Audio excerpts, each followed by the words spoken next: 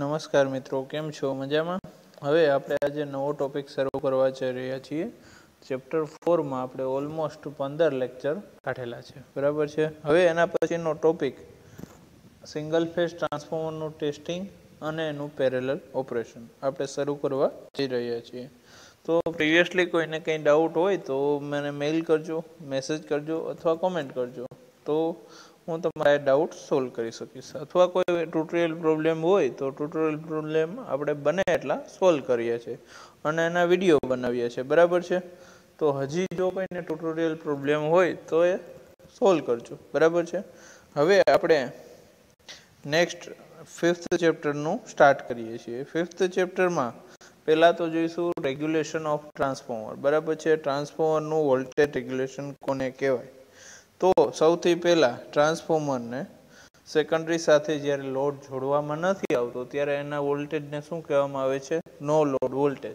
Secondary સાથે કોઈ પણ લોડ જોડવામાં ન આવે તો એને નો લોડ વોલ્ટેજ કહેવાય.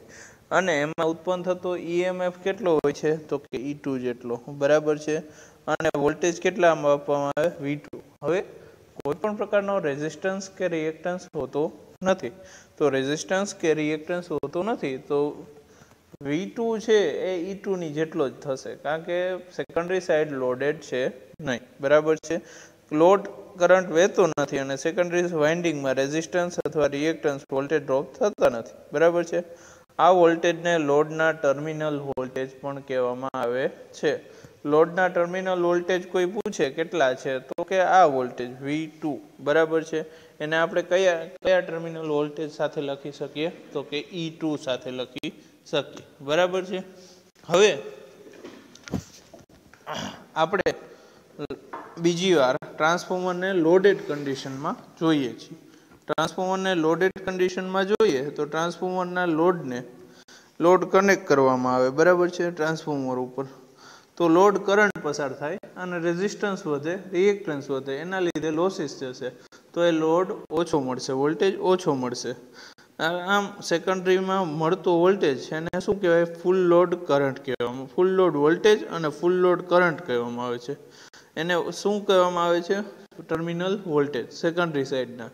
આમ નો લોડથી ફૂલ લોડ માટેનો સેકન્ડરી વોલ્ટેજનો તફાવત હોય એને શું કહેવાય? Voltage regulation. પરંતુ કોની સાપેક્ષમાં? તો કે નો લોડ વોલ્ટેજની સાપેક્ષમાં. રેગ્યુલેશન કહેશું, બરાબર છે.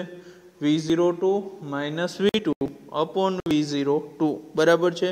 V02 નો લોડ વોલ્ટેજ, V2 ફૂલ લોડ વોલ્ટેજ ના છેદમાં V02 નો લોડ વોલ્ટેજ.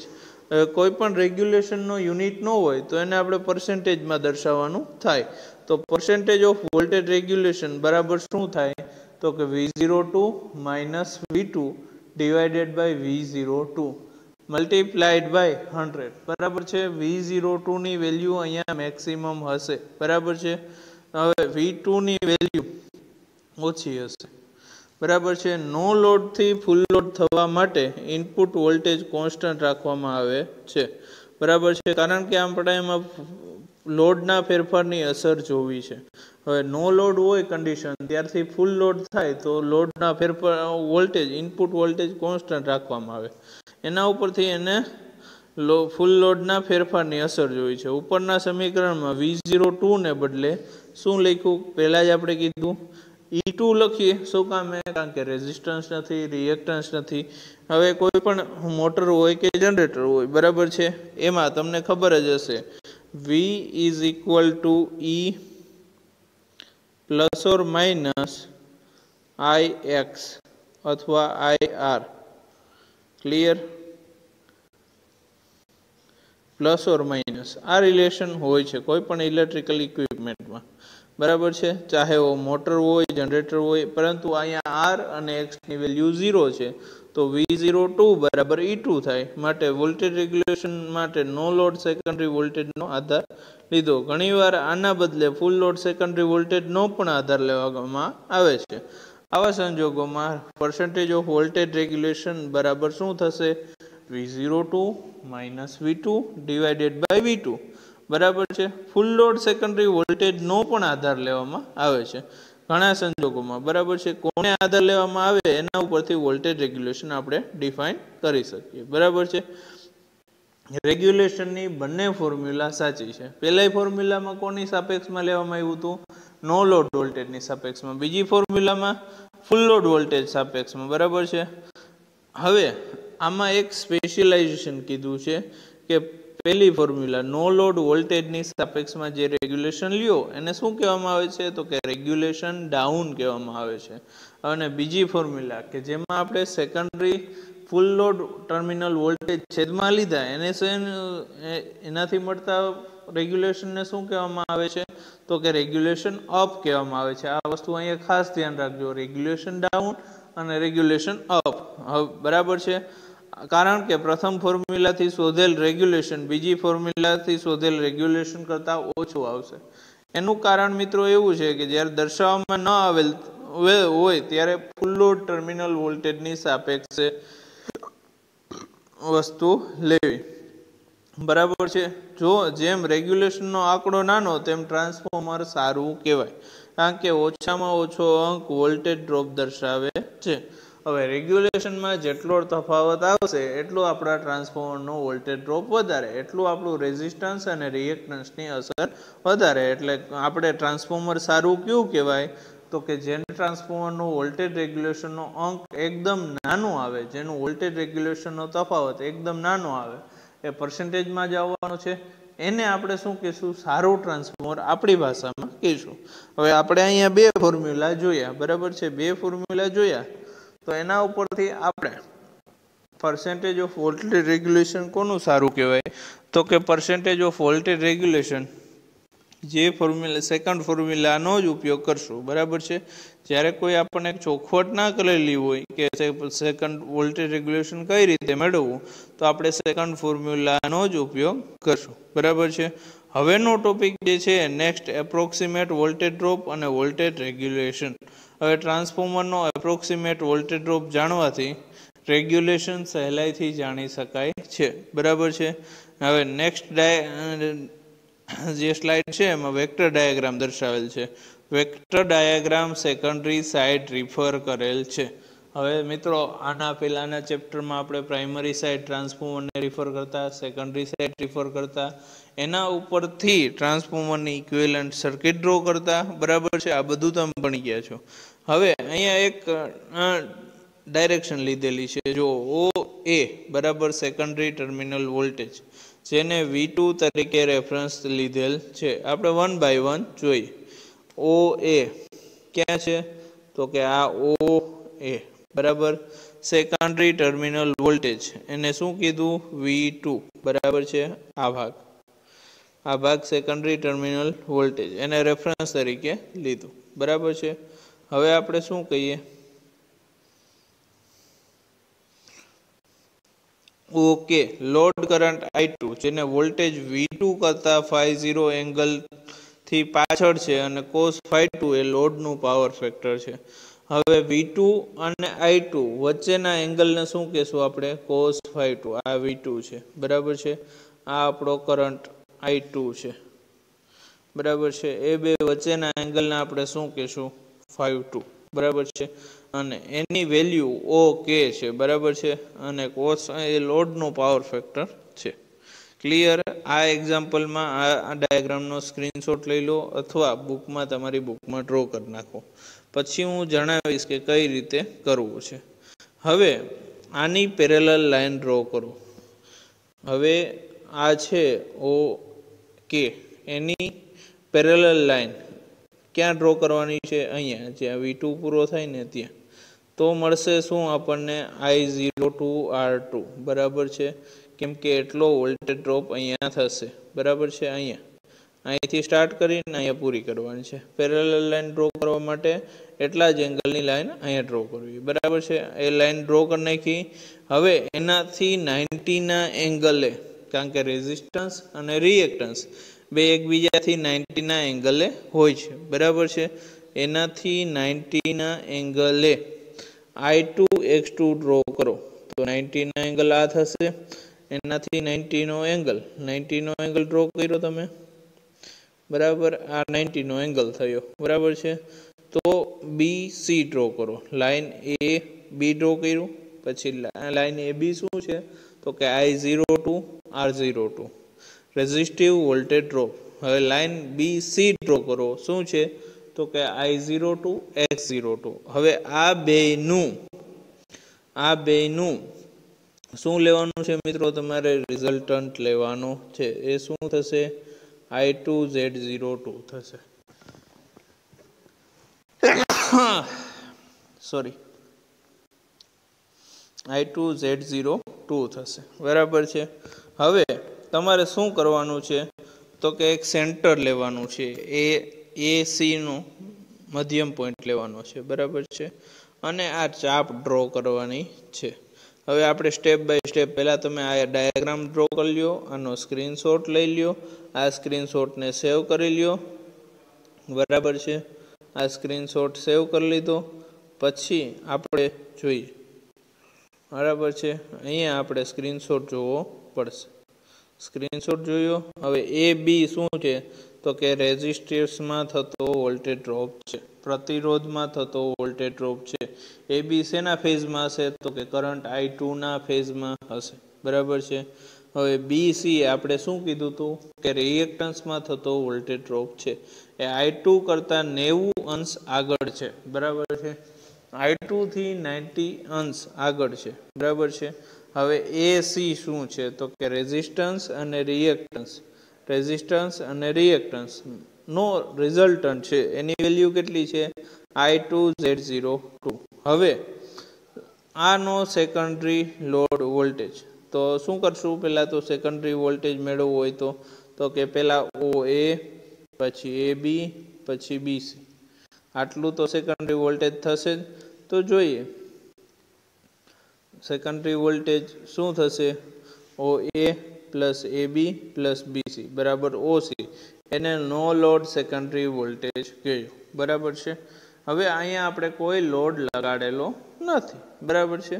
હવે ઓસી ને હોરિઝોન્ટલ દિશામાં ટ્રાન્સફર કરીએ તો શું થાય તો કે આ પેલા ઓસી મેળા છે, આનો રિઝલ્ટન્ટ, તો ઓસી ને હોરિઝોન્ટલ દિશામાં ટ્રાન્સફર કરો તો શું થાય, અહીંયા આને હોરિઝોન્ટલ ડાયરેક્શનમાં ટ્રાન્સફર કરો તો અહીંયા આવશે આ પોઈન્ટને અહીં ટ્રાન્સફર કર્યો ઓ સી ડેશ, તો અહીંયા ઓ સી ડેશ મળશે।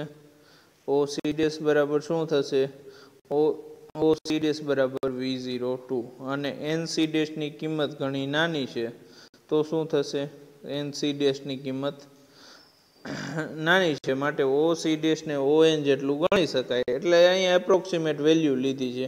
અહીં વધારાની વેલ્યુ છે ને એન સી ડેશની એ કન્સિડર નથી કરી, આટલી વેલ્યુ નેગ્લેક્ટ કરી છે। ઓ સી ડેશ બરાબર ઓ એન ડેશ થાય, બરાબર છે, આ ક્લિયર લઈ લીધું છે। તો ઓ સી ડેશ બરાબર શું થાય, ઓ એન બરાબર ઓ એ પ્લસ એ એમ પ્લસ એમ એન।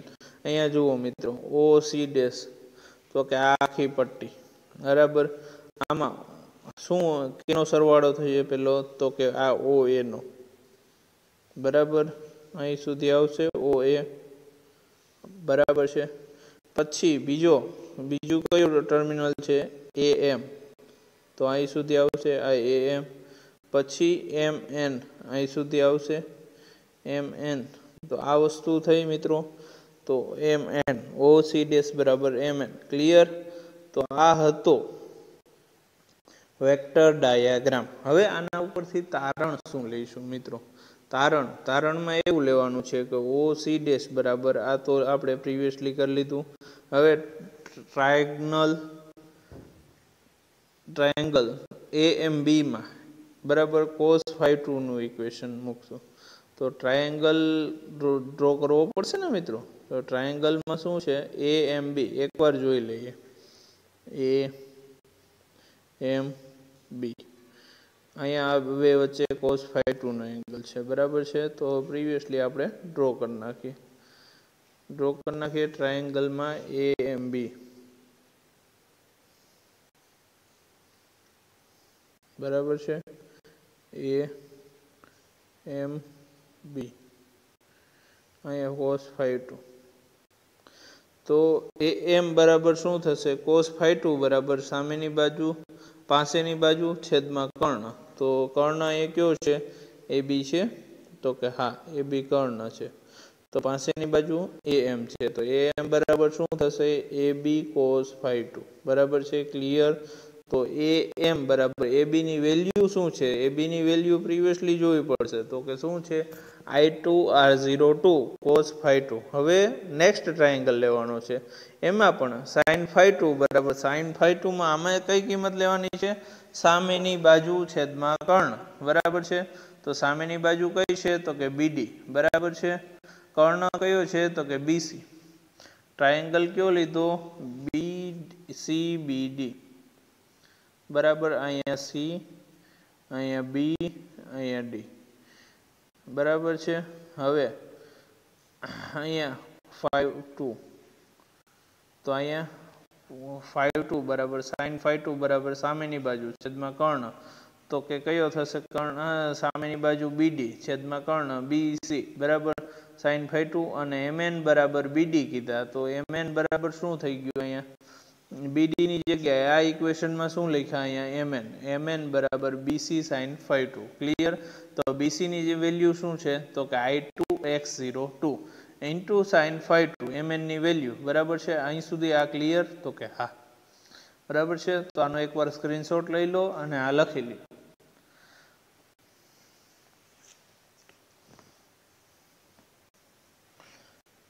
લખાઈ ગયું મિત્રો।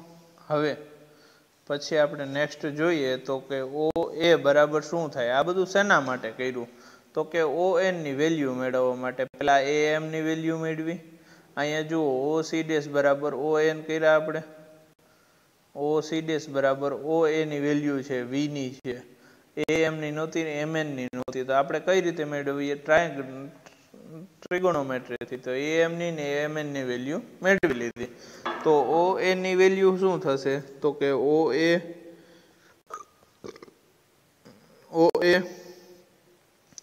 પ્લસ AM પ્લસ MN બરાબર છે OA plus AM plus MN તો કે OA ની વેલ્યુ શું થશે ON ની વેલ્યુ પહેલા તો શું છે તો કે V02 OA ની વેલ્યુ શું છે તો કે V2 AM ની વેલ્યુ આપણે શું મેળવી તો કે I2R02 cos फाई 2 MN ની વેલ્યુ શું મેળવી તો કે I2x02 sin फाई 2 હવે V2 ને ડાબી બાજુ ટ્રાન્સફર કરીએ તો V2 ને ડાબી બાજુ ટ્રાન્સફર કરીએ તો આ V2 અહીં પ્લસ છે આ ડાબી બાજુ જશે તો માઈનસ તો V02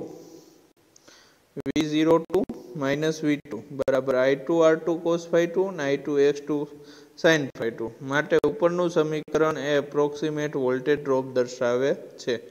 એપ્રોક્સિમેટ વોલ્ટેજ ડ્રોપ એટલે રેઝિસ્ટન્સ અને રિએક્ટન્સમાં થતો વોલ્ટેજ ડ્રોપ એટલે અહીંયા શું છે તો કે નો લોડ વોલ્ટેજ અહીંયા ફૂલ લોડ વોલ્ટેજ એનું ઇક્વેશન શું છે તો કે I2R02 cos phi 2 plus I2x02 sin phi 2 હવે લીડિંગ પાવર ફેક્ટર માટે ડાયાગ્રામ આકૃતિ લીડિંગમાં બતાવી છે તો અહીંયા cos फाई 2 છે V2 નો V2 અહીં રેફરન્સ લીધો છે પ્રીવિયસલી 5 2 લેગિંગ હતા અહીંયા બરાબર છે।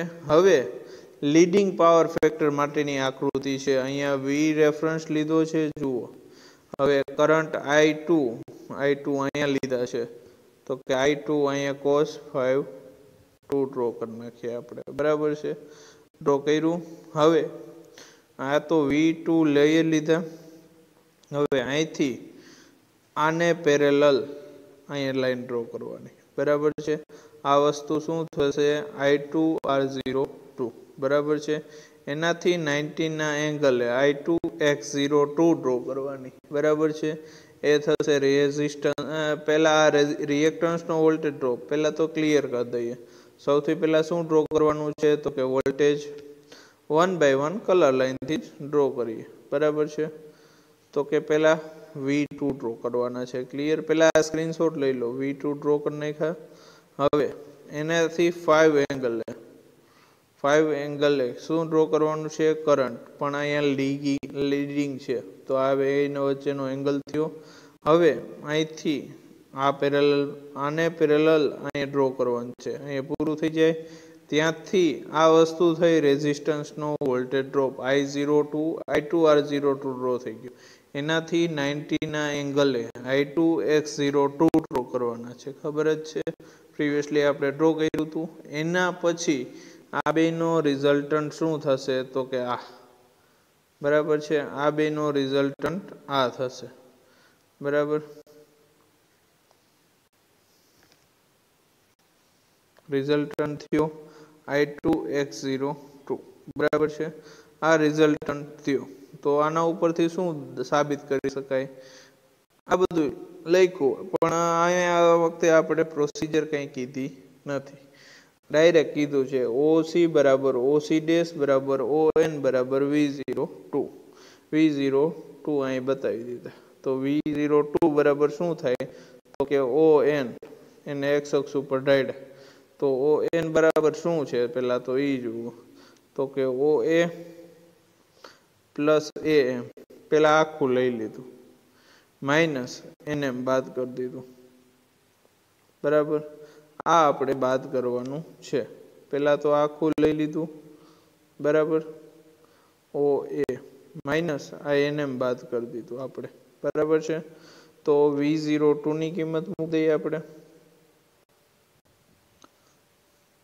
V02 ની કિંમત મૂકી, બરાબર છે. હવે V2 ની કિંમત શું છે તો કે ON આપણે રેફરન્સ તરીકે જ લીધા હતા, પ્લસ OA શું છે તો કે V2 છે, બરાબર છે. AB શું છે, AM તો કે શું છે I2R02 cos 52. હવે અહીંયા તમને એમ થાય કે AM બરાબર I2R02 cos 52 કેમ લીધા, પ્રીવિયસલી આપણે લીધેલા છે ટ્રાયેંગલ AMB માં cos 52 ની વેલ્યુ લીધી. cos 52 બરાબર શું થાય તો કે પાસેની બાજુ છેદમાં કર્ણ. તો અહીંયા AM ની વેલ્યુ એ પાસેની બાજુ થઈ, તો શું થયું તો કે R2R02 cos 52. હવે માઇનસ NM કીધા, તો કે NM માં કયો એકમ લીધો, ટ્રાયેંગલ લીધો તો કે ANC, બરાબર છે, આ ટ્રાયેંગલ લીધો છે, બરાબર છે. તો I2X02 cos sin 52, બરાબર છે, આ વસ્તુ અહીંયા y અક્ષ ઉપર લીધી. તો આ રીતે થઈ ગયું. તો કે અહીંયા V2 આ સાઈડ પ્લસ છે, ડાબી બાજુ જશે તો માઇનસમાં આવશે, તો ડાબી બાજુ જાય તો માઇનસમાં આવે, તો બે વોલ્ટેજનો તફાવત થયો V02 માઇનસ V2 બરાબર શું થશે તો કે I2R02 cos 52 minus I2X02 sin 52. હવે આમ સમીકરણ આને પ્રીવિયસલી ધ્યાનથી જોતા માલુમ પડે છે કે બંનેમાં એકમાત્ર સાઇનનો તફાવત છે. જો lagging power factor plus sign કોના માટે તો કે લેગિંગ પાવર ફેક્ટર માટે, માઇનસ સાઇન કોના માટે તો કે લીડિંગ પાવર ફેક્ટર માટે, બીજું કાંઈ તફાવત છે નહીં, બરાબર છે. હવે એના માટે કોમન નોટેશન લખવું હોય તો શું કરી શકાય તો કે V02 માઇનસ V2 બરાબર I2R02 cos 52 plus or minus I2X02 sin 52. હવે જો R2R02 અને X02 ની કિંમત જાણતા હોય તો રેગ્યુલેશન શોધી શકાય છે. આમ આની મદદથી પર્સન્ટેજ ઓફ વોલ્ટેજ રેગ્યુલેશન કઈ રીતે મળશે તો કે આપણને આ વેલ્યુ મળશે V02 માઇનસ V2. તો પર્સન્ટેજ ઓફ વોલ્ટેજ રેગ્યુલેશન શું થશે, percentage of voltage regulation બરાબર V02 minus V2 divided by V02 multiplied by 100. હવે એ કિંમત આપણી પાસે ન હોય તો આપણે આ કિંમત ડાયરેક્ટલી મૂકી શકીએ. કઈ કિંમત તો કે I2R02 cos 52 plus or minus I2X02 sin 52 ના છેદમાં V02 multiplied by 100. હવે અહીંયા આપણે સેકન્ડરી સાઇડ રિફર કરેલ છે, બરાબર છે. હવે આપણે પ્રીવિયસ ચેપ્ટર યાદ કરવાનું થાય કે ટ્રાન્સફોર્મર ખાલી સેકન્ડરી સાઇડ નહીં પરંતુ પ્રાઇમરી સાઇડ પણ રિફર થઈ શકે છે. તો કે અહીંયા પ્રાઇમરી સાઇડ રિફર કરીએ તો શું આવશે તો કે I1, હવે આ સેકન્ડરી સાઇડ રિફર કરીએ તો આ વસ્તુ જાણીએ છીએ, આ વાત સાચી. પરંતુ જો R02 ને X02 ને બદલે આપણે R01 ને X01 જાણતા હોય તો શું કરવાનું તો પર્સન્ટેજ ઓફ વોલ્ટેજ રેગ્યુલેશન બરાબર I1 R01 cos 52 plus or minus I2 x01 sin phi 2 divided by V01 multiplied by 100 બરાબર છે. આ વસ્તુ આપણે કરી શકીએ. પ્રાઇમરી સાઇડ હોય કે સેકન્ડરી સાઇડ હોય આપણને વોલ્ટેજ રેગ્યુલેશન મળશે બરાબર છે. Either it is referred to primary side or it is referred to secondary side બરાબર છે.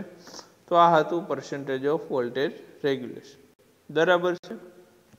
હવે ટ્રાન્સફોર્મરના રેગ્યુલેશનને અસર કરતા પરિબળો જોવાના છે. Factors affecting the regulation of transformer બરાબર છે. તો આપણે એમાં કયા કયા પરિબળો અસર કરી શકે તો સિમ્પલી જોઈએ તો એનું ઇક્વેશન સિમ્પલ છે.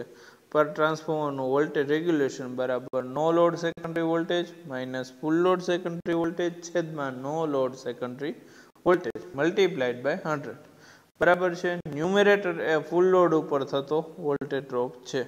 આ વોલ્ટેજ ડ્રોપ જેમ વધે તેમ રેગ્યુલેશન વધે અને જેમ ઘટે તેમ રેગ્યુલેશન ઘટે.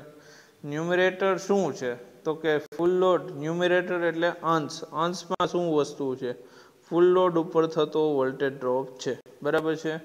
જેમ વોલ્ટેજ ડ્રોપ વધશે તેમ રેગ્યુલેશન વધશે. રેગ્યુલેશન વધશે એટલે આપણું ટ્રાન્સફોર્મર ખરાબ.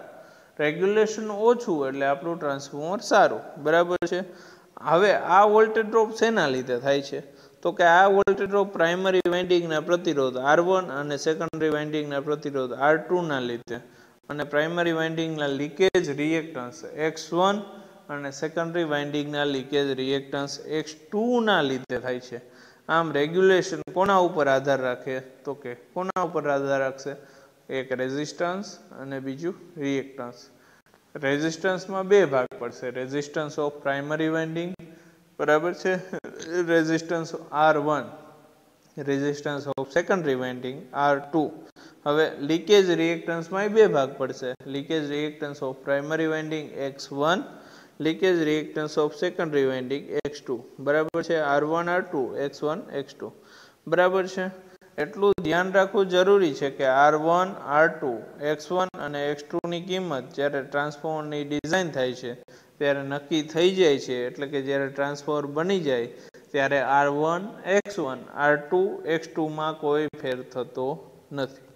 પરંતુ રેગ્યુલેશનનો આધાર લોડ પાવર ફેક્ટર પર પણ હોય છે.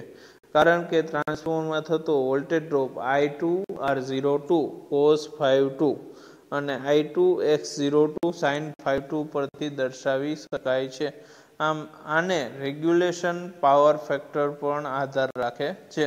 કોના ઉપર આધાર રાખશે મિત્રો MCQમાં પૂછી શકે કે ટ્રાન્સફોર્મરનું વોલ્ટેજ રેગ્યુલેશન નીચેનામાંથી કોના ઉપર આધાર રાખે તો પહેલો ઓપ્શન આપે પ્રાઇમરીના રેઝિસ્ટન્સ બીજો ઓપ્શન આપે સેકન્ડરીના રેઝિસ્ટન્સ અને ત્રીજો ઓપ્શન આપે પાવર ફેક્ટર.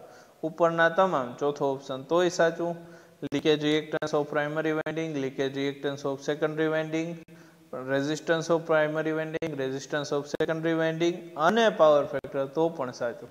પાવર ફેક્ટર ઉપર આધાર રાખે છે બરાબર છે. વોલ્ટેજ રેગ્યુલેશન એ પાવર ફેક્ટર ઉપર આધાર રાખે છે. તો આ અહીં સુધી રાખીએ મિત્રો. આ હતું ટ્રાન્સફોર્મરનું વોલ્ટેજ રેગ્યુલેશન અને ટ્રાન્સફોર્મરના વોલ્ટેજ રેગ્યુલેશનને અસર કરતા પરિબળો. જો તમને આ લેક્ચર ગમ્યો હોય તો આ લેક્ચર લાઇક કરો શેર કરો અને સબસ્ક્રાઈબ કરો અને તમારા બીજા મિત્રોને પણ કહો કે આ લેક્ચર જુએ અને એનું નોલેજ વધારે. અને આ GTUમાં પૂછાતા પ્રશ્નો છે એટલે તમને યાદ રાખવામાં સરળ થશે બરાબર છે. થેન્ક યુ વેરી મચ બરાબર છે. કોઈ પણ એક્ઝામ્પલમાં cos 52 બરાબર 0.8 તો કે આ 5 એંગલની કોસાઇન વેલ્યુ 0.8 છે તો બરાબર છે.